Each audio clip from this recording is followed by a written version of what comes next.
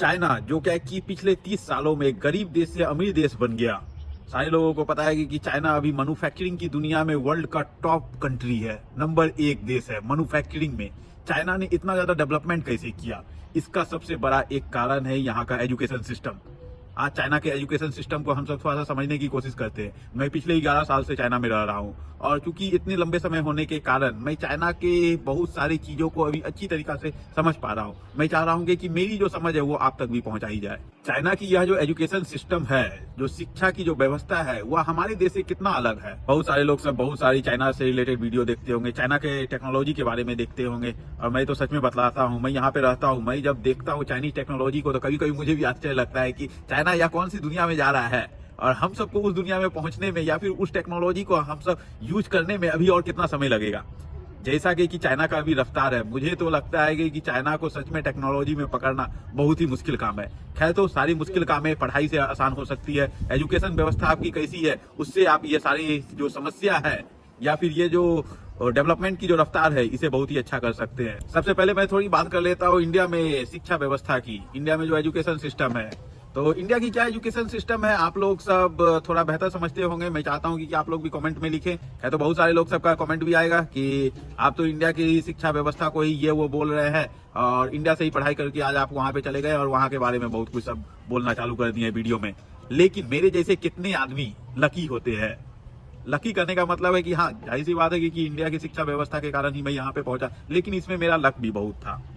मुझे लगता है कि सिर्फ शिक्षा व्यवस्था से मैं यहाँ पे नहीं पहुंच पाया।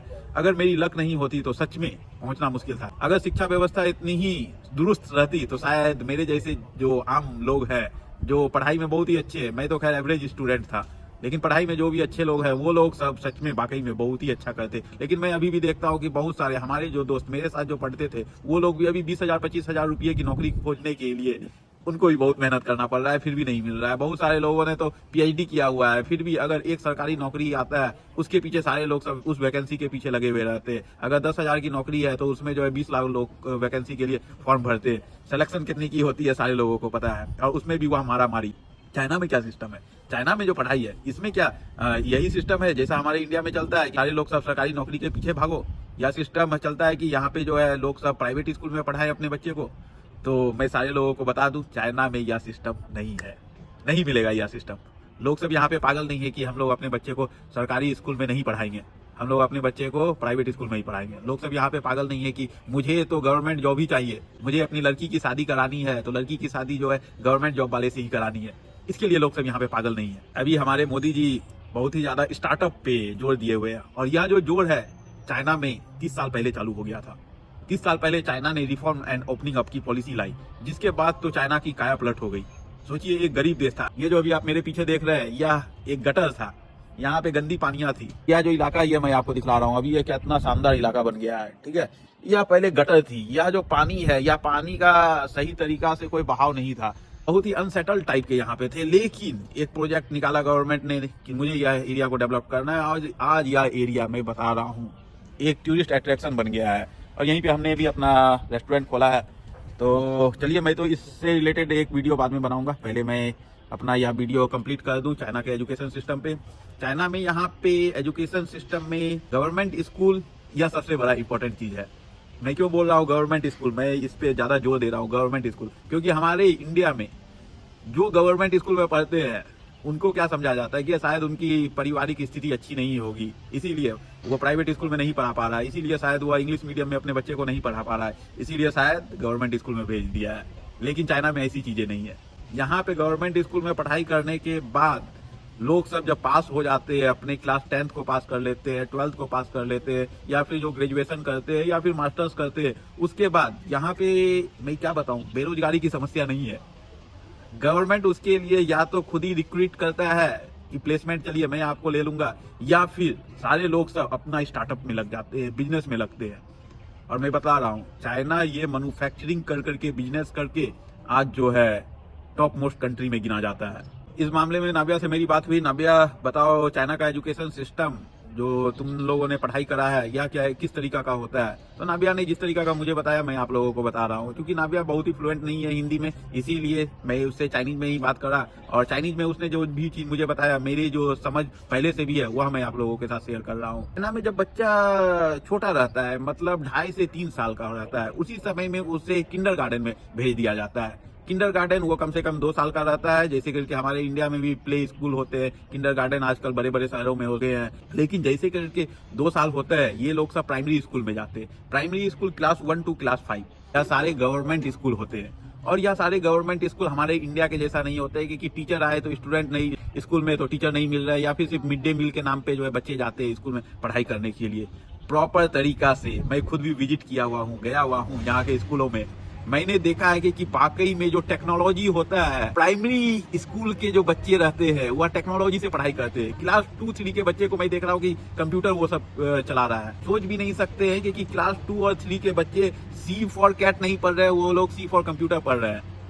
प्राइमरी स्कूल होने के बाद, 5 क्लास होने के बाद इन सब का चलता है कि क्लास 6, 7, 8, क्लास 6, 7, 8 का ये जो कोर्स होता है, ये बहुत ही इंपॉर्टेंट कोर्स होता है। और क्योंकि स्टूडेंट पे थोड़ा प्रेशर भी रहता है, स्टूडेंट पे थोड़ा प्रेशर इस मामले में रहता है क्योंकि जो उनके माता पिता होते हैं चाइना में, यह लोग चाहते हैं कि हम अपने बच्चे को इतना अच्छा से अच्छा शिक्षा दें, जिसके कारण यह लोग पढ़ाई के अलावा बच्चे को भेजते हैं स्विमिंग में, बच्चे को भेजते हैं डांसिंग में, बच्चे को भेजते हैं इंग्लिश क्लास में, बच्चे को भेजते हैं सिंगिंग क्लास में। तो बहुत तरीके के जो है एक्टिविटी वाले जो क्लास होते हैं वो लोग सब ये सब करते रहते हैं, तो बच्चे लोगों पे प्रेशर भी रहता है।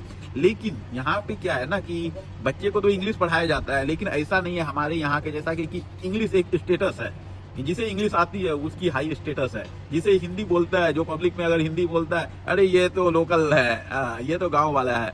आप सब जब देखते होंगे कि चाइना के नेता लोग सब भी भाषण देते हैं, तो आप लोग यहाँ भी देखते होंगे कि यहाँ पे जो है नेता लोग सब भी कोई भी इंग्लिश नहीं बोलता है। यहाँ के जो एक्टर एक्ट्रेस रहते हैं वो भी मैं नहीं देखता हूँ कि वो सब इंग्लिश बोलते हैं, सारे लोग सब चाइनीज बोलते हैं। जिन लोगों को जरूरत है आप लोग सब अपने ट्रांसलेटर को लेकर के आइए और ट्रांसलेट कीजिए। ये मैंने जो चाइनीज में बोला है वो आप लोग ट्रांसलेट कीजिए इंग्लिश में। और मैं बतला रहा हूँ, अभी बहुत सारे फॉरेनर वो चाइना में आकर के चाइनीज भी सीख रहे हैं। यहाँ पे जो गवर्नमेंट जॉब वाले जो लोग सब रहते हैं, वह लोग अपने बच्चे को गवर्नमेंट स्कूल में ही भेजते हैं। मैं बतला रहा हूँ कि जितने भी सरकारी नौकरी वाले हैं वो लोग अपने बच्चे को सरकारी स्कूल में भेजेंगे तो सरकारी स्कूल ऐसे ही बहुत ही अच्छा हो जाएगा हमारे इंडिया में। सेम टू सेम यही सिचुएशन जो है चाइना में था, लेकिन उन्होंने कंपलसरी किया कि आपके बच्चे को सरकारी स्कूल में ही भेजना होगा। यहाँ पे प्राइवेट स्कूल की कोई वैल्यू नहीं है। चाइना में भी प्राइवेट स्कूल है लेकिन कोई वैल्यू नहीं है। जिसकी सरकारी स्कूल में नहीं हो पाती है वो लोग सब फिर प्राइवेट में जाते। चाइना में जितने भी हमारे जो खुद के जो टीचर है, जो मैं यूनिवर्सिटी में पढ़ाई कर रहा था, उनके जो बच्चे हैं वो सरकारी स्कूल में पढ़ाई कर रहे थे। मुझे तो सबसे पहले स्टार्टिंग में सुन करके ऐसा लगा कि अरे सरकारी स्कूल में क्यों पढ़ा रहे हैं, क्योंकि दिमाग तो इंडिया वाला था ना कि अरे प्राइवेट स्कूल में ये सब इतने अच्छे अच्छे फैमिली वाले लोग सब हैं, प्राइवेट स्कूल में क्यों नहीं पढ़ते। मैं देखता हूँ यहाँ पे जो पैसे वाले लोग सब रहते हैं उन सबके भी जो बच्चे हैं वो सब भी सरकारी स्कूल में पढ़ाई करते हैं। तो सरकारी स्कूल के वैल्यू है। जितने भी मॉडर्न टेक्नोलॉजी होते हैं, जितने भी जो क्या बतलाऊं कि डिजिटल एजुकेशन का जो तरीका होता है वो लोग यूज करते हैं। मैं देखता हूँ कि टीचर जो है वो पहले से पीपीटी बना करके रखती है, पावर पॉइंट के थ्रू जो है वो बड़े से टेलीविजन पे वो बच्चे को दिखलाती है। बच्चे के लिए जो होता है वो प्रैक्टिकल लर्निंग होता है, बच्चे को ले जाया जाता है। अगर आपको दिखलाना है कि अरे चलो मैं दिखलाता हूँ कि गांव क्या होता है, तो बस बुक में वो दिखलाना नहीं है कि गांव क्या होता है। बच्चे को लेकर के वो सब चले जाते हैं 2 दिन के 3 दिन के टूर पे कि चलो देखो ये गाँव होता है, ऐसी खेती होती है यहाँ पे। तो इससे जो होती है समझ वो ज्यादा होती है। तो मुझे लगता है कि हमारे इंडिया में भी जो है एजुकेशन सिस्टम में सबसे पहले तो ऐसा होना चाहिए कि इंडिया में सरकारी स्कूल को बेहतर बनाया जाए। सरकारी स्कूल कैसे बेहतर बनेंगे, जितने भी सरकारी हैं या फिर प्राइवेट वाले भी जितने भी हैं वो सारे लोग सब अपने बच्चे को सरकारी में भेजें। आप यही सोच लीजिए, जो डीएम है, जो एसपी है, जो पुलिस वाले हैं, जो भी बैंक कर्मचारी है, अगर वो अपने बच्चे को सरकारी स्कूल में भेजे, सरकारी स्कूल में जो अथॉरिटी है वो तो याद देख करके अरे डीएम रोज सुबह सुबह अपने बच्चे को लेकर के आता है, अरे एसपी जो है वो अपने बच्चे को यहाँ पे भेजते हैं, अरे जो शहर के जो सबसे बड़े अमीर आदमी है उनके बच्चे हमारे यहाँ पढ़ाई करते हैं। तो ऐसे ही जाहिर सी बात है कि स्कूल की जो व्यवस्था है, सरकारी स्कूल की व्यवस्था वो दुरुस्त हो जाएगी। मैं उम्मीद करता हूँ अगर यह वीडियो अगर लोगों तक पहुंचे तो वो लोग सब कोशिश करें इस मामले में सुधार करने के लिए। मैं सारे लोगों को बतला दूं, मेरी भी जो क्लास 10 की शिक्षा है वह भी सरकारी स्कूल से हुई, खगड़िया के JNKT स्कूल से। तो मुझे आज भी याद है मैं जब स्कूल जाता था, सच में टीचर नहीं आते थे, सप्ताह में 6 दिन अगर चलता था, मंडे टू सैटरडे मैं 5 दिन गया, टीचर नहीं आए, छठे दिन मैं नहीं गया तो पता चला कि अरे आज तो टीचर आया था, उसने जो है सिग्नेचर करके फिर से जो है 5 दिन की छुट्टी ले ली है। चाइना में ये चीज नहीं है। चाइना में कंपलसरी है कि आपको ड्यूटी पे भी जाना ही है और सब जगह पे कैमरे लगे हुए हैं। आप क्या पढ़ाई कर रहे हैं, क्लास में क्या पढ़ा रहे हैं, वो सब की सब रिकॉर्डिंग होती है। एक अच्छी सी अथॉरिटी ऊपर में बैठी हुई है, वो अथॉरिटी की निगरानी का काम रहता है। वो अथॉरिटी देखते रहती है कि कौन से स्कूल में क्या क्या चीज चल रहा है। बस कैमरा लगाइए, स्कूल में कैमरा लगाइए, क्लासरूम में कैमरा लगाइए, देखिए सारा काम आप सबका हो जाएगा, स्कूल दुरुस्त हो जाएंगे। एक अथॉरिटी को रख दीजिए जो कि निगरानी करते रहे। अगर जो टीचर काम नहीं कर रहा है सही तरीका से, उसे हटाओ, दूसरे टीचर को लाओ। चाइना में जो सिस्टम है, कोई भी परमानेंट नहीं बोल सकते हैं। यहाँ की गवर्नमेंट जॉब मिल गई है, सरकारी जॉब मिल गई है, तो आप लोग जो है फिक्स हो गए हैं कि चलिए अब बुढ़ापा तक आप सबको टेंशन नहीं लेना है। वो चीज नहीं है, मेहनत करना पड़ेगा। जो जितना मेहनत करता है वो उतना पाता है। इसीलिए यहाँ पे जितने भी टीचर्स हैं वो सब भी मेहनत करते हैं बच्चे को पढ़ाने के लिए। उन सब में भी यह डर है, अगर बच्चे को मैं अच्छा से नहीं पढ़ाऊंगा तो मेरा शायद जॉब चला जाएगा।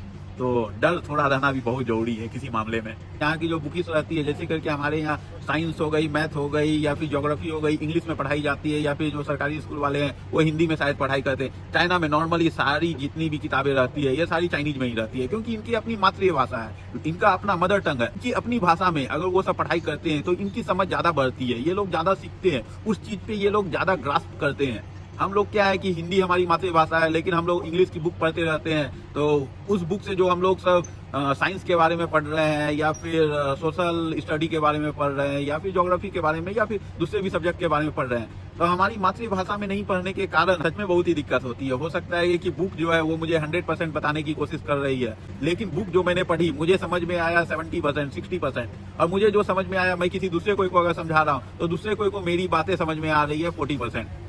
लेकिन अगर आपकी अपनी मातृभाषा रहेगी तो शायद आप पूरी की पूरी समझ सकते हैं उस चीज को, या फिर आपको आसानी होती है उस चीज को समझने के लिए। तो मैं भी यह चाहूंगा कि हमारे इंडियन एजुकेशन सिस्टम में मातृभाषा पे पढ़ाने पे ज्यादा जोर दिया जाए। यहाँ पे सिर्फ इंग्लिश चलती है एक सब्जेक्ट, जो लोग सब वो भी पढ़ना चाहते हैं वो लोग सब वो सब्जेक्ट पढ़े। ऐसा नहीं कि कंपलसरी सारे लोगों को पढ़ने की जरूरत है। और चाइना में जो अभी मैंने बताया कि जो डेवलपमेंट हो रही है, और इस डेवलपमेंट में सबसे बड़ा कारण चाइना में बहुत स्कूल खुल रहे हैं, चाइना में बहुत सारे यूनिवर्सिटी खुल रहे हैं। हमारे यहाँ डेवलपमेंट का मतलब है अभी भी रोटी कपड़ा मकान पे ही रहता है, बिजली है या नहीं है, पानी है या नहीं है। चाइना में क्या है डेवलपमेंट, अगर रोड 10 मीटर चौड़ा है तो कैसे इसे 25 मीटर चौड़ा करा जाए। अगर शहर में 2 अस्पताल है तो कैसे 5 अस्पताल करा जाए। अगर शहर में 2 यूनिवर्सिटी है तो कैसे करके 10 यूनिवर्सिटी करा जाए। अगर शहर में 5 स्कूल है तो कैसे 25 स्कूल करा जाए। इस पे ध्यान रहता है। चाइना का डेवलपमेंट का भी यह तरीका है। हमारे यहाँ का जो तरीका है, अभी भी नेता लोग बोलते हैं मुझे चुनो, मैं तुम्हें बिजली, पानी, सड़क और फलना चिलना ये वो दूंगा। हमारे जो नेता लोग सब हैं जो कि अपने वोटिंग कैंपेन जो करते हैं उसमें अभी भी रोटी कपड़ा मकान का ही जो चर्चा करते रहते हैं, बिजली पानी की चर्चा करते हैं। इसे छोड़ करके कुछ और भी डेवलपमेंट की चीजें बताइए, क्योंकि यह चर्चा तो शायद देश आजाद हुआ था उस समय भी चल रहा था, अभी भी चल रहा है, आने वाले समय में भी चलेगा। अब तो कुछ तो चर्चा थोड़ी चेंज कीजिए कि डेवलपमेंट क्या होता है, वो थोड़ा कुछ और भी हम सब सीखें। आप लोग सब जितने भी नेता लोग सब हैं या फिर जो भी हायर अथॉरिटी में है, ये लोग सब तो अक्सर विदेश घूमते ही होंगे। तो जब विदेश घूमते हैं तो वहां से कुछ सीखिए और कुछ अप्लाई कीजिए। ये बहुत ही आसान काम है, कुछ आपको दूसरा सोचने की भी जरूरत नहीं है। मैं भी चाहता हूँ कि मेरा देश और भी तरक्की करे, इसीलिए मैं यह सारा वीडियो भी बनाता हूँ और मैं बतलाता हूँ कि यहाँ पे क्या चीज चल रहा है, जिससे कि हम लोग शायद कुछ अगर सीख सके तो बहुत ही अच्छी चीजें होंगी। उम्मीद करता हूँ आप लोगों को हमारा वीडियो पसंद आया होगा, तो हमारे वीडियो को लाइक करे और शेयर करे अपने दोस्तों के साथ, ताकि और भी जितने भी लोग सब हैं वो थोड़ा और अवेयर हो इस चीज को लेकर के। और अगर अभी तक हमारे चैनल को सब्सक्राइब नहीं किए तो प्लीज हमारे चैनल को सब्सक्राइब करें, इंडियन बिहारी चाइनीज। धन्यवाद।